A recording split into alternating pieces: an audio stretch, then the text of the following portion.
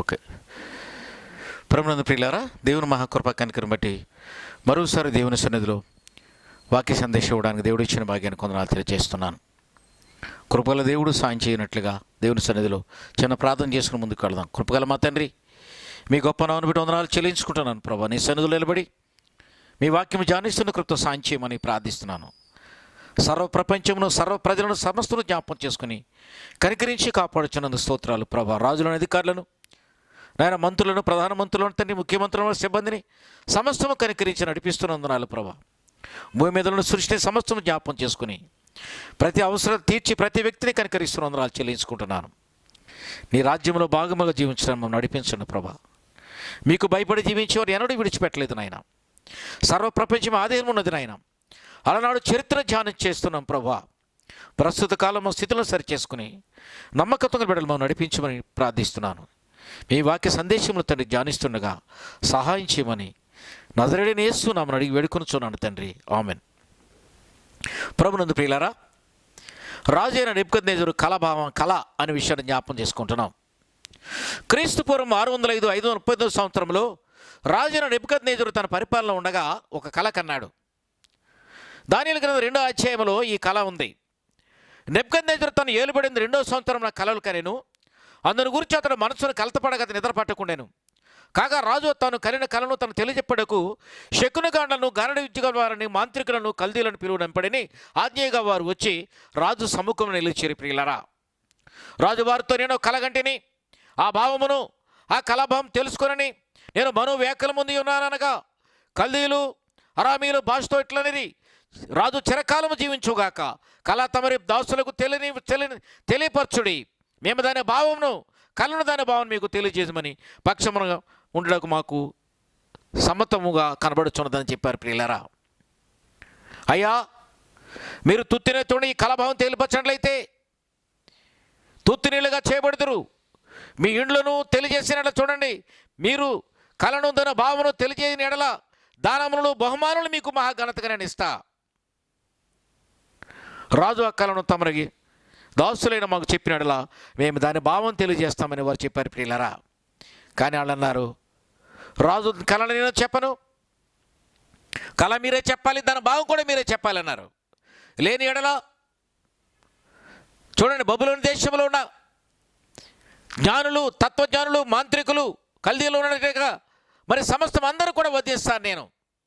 తత్వజ్ఞానము కలిగిన వారు, జ్యోతిష్కులు, జ్ఞానము కలిగిన వారు, మంత్రులందరినీ కూడా వశించేస్తానని చెప్పాడు.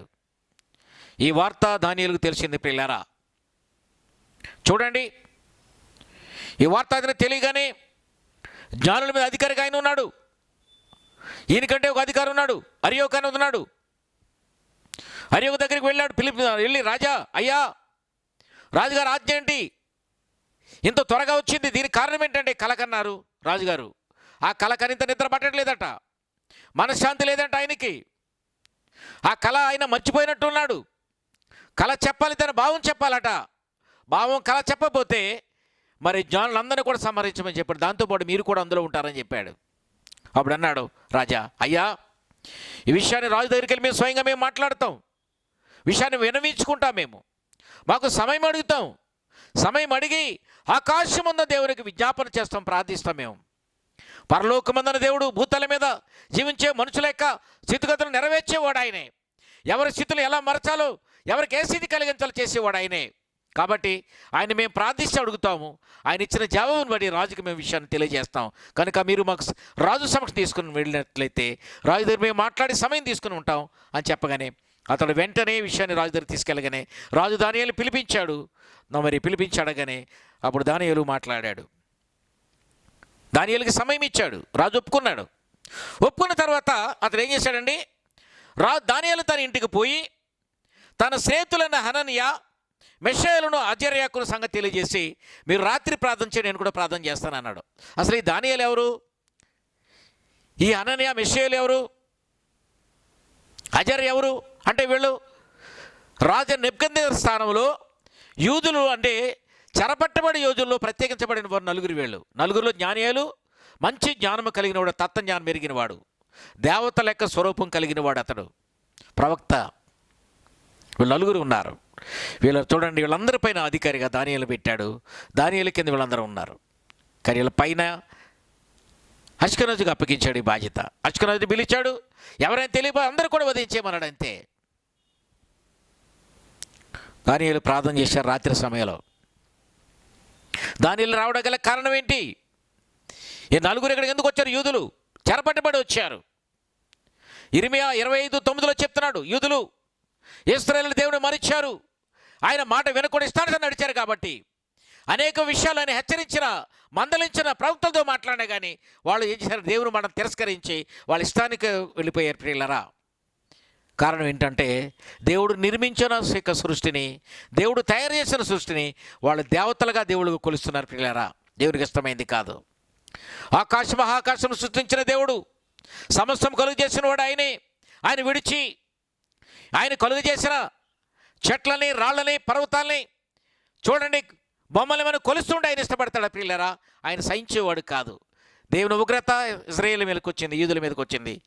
వెంటనే రాజు నెబుకద్నెజరు ప్రేరేపించాడు. నువ్వు వెళ్ళి అతని మనసులో ఆలోచన కలిగించాడు. ఆ దేశాన్ని ఇక దండెత్తి దాన్ని ఇక ఓడించే వాళ్ళందరూ వధించి అందులో కొంతమంది తీసుకుని వచ్చిన వారిని 70 సంవత్సరాల నీ దగ్గర చెరగా ఉంచమని చెప్పాడు. అంతే. దేవుడు ఆలోచన కలిగించగానే నెబుకద్నెజరు వెళ్ళాడు. అలాగనే చేశాడు. ప్రియులరా, 2 సార్లు, మొదటిసారి చేశాడు, 2వ సారి దండెత్తి సమస్త కూడా దోచుకుని వచ్చాడు.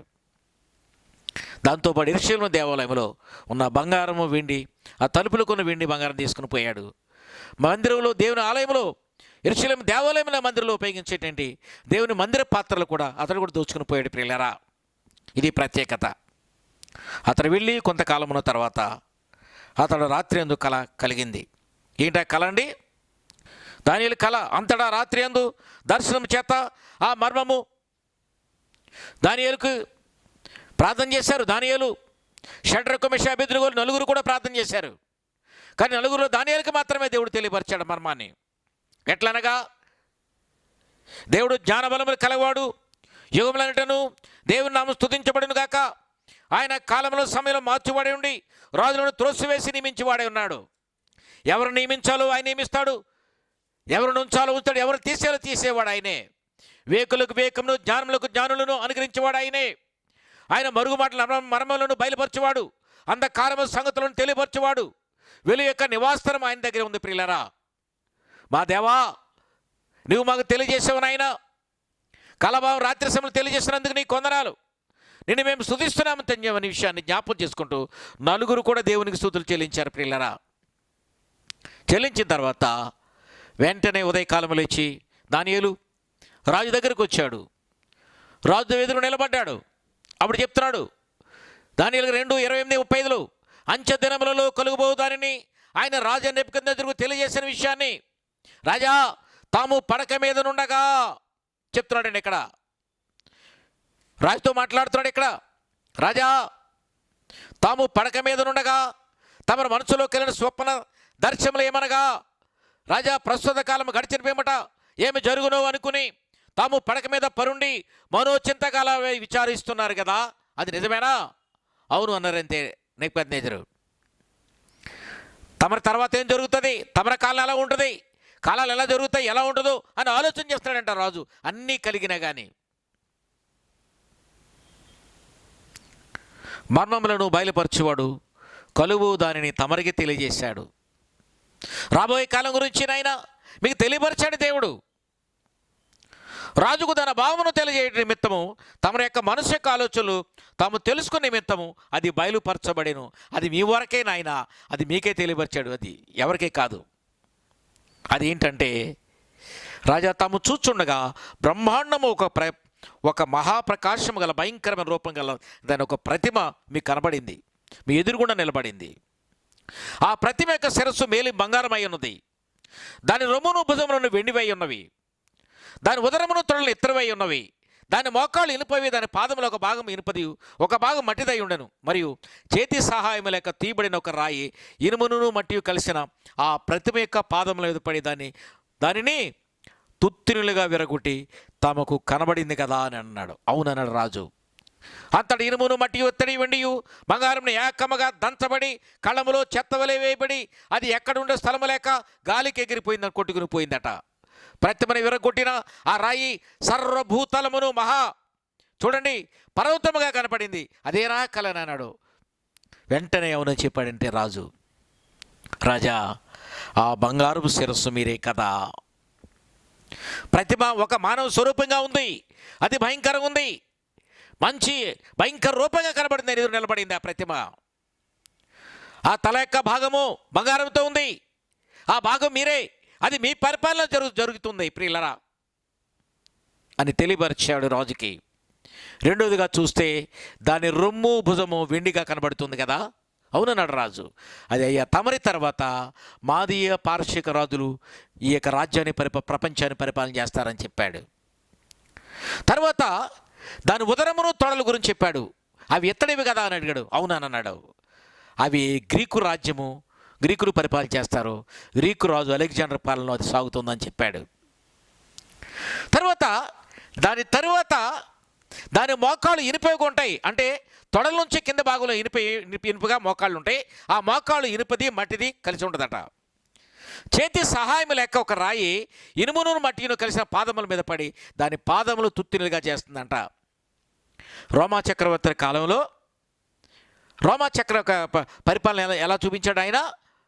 కింద మోకాళ్ళుగా చూపించాడు. మోకాళ్ళు ఇనుపితంట. ఆ ఇనుపు దాన్ని కూడా ఒక రాయి వచ్చంట, చూడండి మట్టితో కలిసిన ఒక రాయి అంట, పాదముల మీద పడి దాని పాదములు తుత్తినీలుగా చేస్తుందట. అంతటా ఇనుమును ఇత్తడియును మట్టియు వెండి బంగారం నుంచబడిన కళములో చెత్తవలి వేయబడుతుందంట. ఆ రాయి దాన్ని దంచి కొట్టుతుందంట. అది నిలబడడానికి ఆ వెండి, ఆ బంగారము, ఆ ఇత్తడి కూడా ఎక్కడ కనపడవు, ఇనుము కూడా కనపడవట. తర్వాత ప్రతిమని విరగొట్టిన ఆ రాయి సర్వభూతలము వ్యాపించిందట, పర్వతం కనపడిందంట. మీరు కనిన కళ ఇదే కదా అని అప్పుడు అన్నాడు. అవును అదే అని చెప్పాడు. అంతే, రాజు సమక్షంలో భావం చెప్పన్నాడు. ప్రియులరా, సర్వభూతలమంతా వ్యాపించేటండి యొక్క ఆ రాయి ఎవరు? ఆ రాయి ఎవరంటే ఆలోచన చేద్దాం. యెషయా గ్రంథం 28:16 చూద్దాం. చూడండి, సియోనులో పునాదిగా వేసిన వాడు నేనే రాతిని. సియోనులో ఏం చేశాడండి? ఒక రాతిని పునాదిగా వేశాడు యెరూషలేములో. ఆ పునాది ఏంటండి? రావిదనే పునాది. దావీదుతో చేసిన వాగ్దానమును బట్టి, యెషయా కుమారుడైన దావీదును బట్టి, దావీదు వంశము గోత్రికుడు యేసుక్రీస్తు వారిని పుట్టించాడు. ప్రియులారా, ఆ రాయి యేసుక్రీస్తు వారే. అది పరిశోధించబడిన రాయి. ఎలా పరిశోధించాడండి? కొన్ని తరములు పరిశోధన చేసి, ఆలోచన చేసి, సియోనులో పునాదిగా దావీదును ఏర్పాటు చేసి, దావీదు సింహాసనం పరిపాలన చేయించి, ఆయన తర్వాత కుమారుని దావీదుతో చేసిన వాగ్దానం బట్టి ఇశ్రాయేలు యూదులుగా చేసి అక్కడ వారిని ఆశీర్వదించాడు. ప్రియులారా, దావీదు వంశం నుంచి యేసుక్రీస్తు వారిని తీసుకుని వచ్చాడు. ఆయనే ఆ రాయి. అదే యెషయా గ్రంథం 9:6 చెప్తున్నాడు. ఈ రాయి ఎవరండి?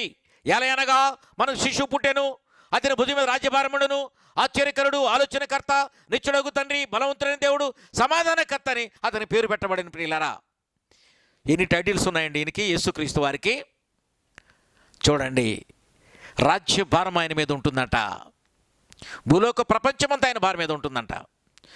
దేవుని రాజ్యానికి వారసులు చేయడానికి తన కుమారుడు యేసుక్రీస్తు వారి లోకాన్ని పంపించాడు. ఆయనే మట్టితో చేయబడిన, అంటే మానవుడు మట్టితో చేయబడ్డాడు కాబట్టి, ఆ మట్టిలోంచి వస్తాడు కాబట్టి, కన్య గర్భము ఆమె మట్టి కాబట్టి మట్టి నుంచి వచ్చి అది ఎలా ఉంటుందండి? ఇనుముగా మారుతుందంట. ప్రియులరా,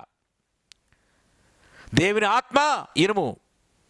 తండ్రి అయిన దేవుడు తన మహాప్రభావము చేత ఆయన ఆత్మ భూలోకంలోకి వచ్చి కన్య గర్భమును జన్మించి, చూడండి, ఆ కన్య గర్భం ఆమె మరియా మట్టితో తయారు చేయబడింది కాబట్టి, మన్ను కాబట్టి, ఆ మన్నులోంచి అలా వచ్చిందంటే ఇనుము వచ్చింది. ఆ ఇనుమే యేసుక్రీస్తు వారి. ప్రియులరా, ఆశ్చర్యకరుడు, ఆలోచనకర్త, బలవంతుడైన దేవుడు, నిత్యుడగు తండ్రి, సమాధానకర్త అని పేర్లు ఉన్నాయి. ప్రియులరా, ఇన్ని టైటిల్స్ ప్రపంచంలో ఏ రాజుకైనా ఉన్నాయా?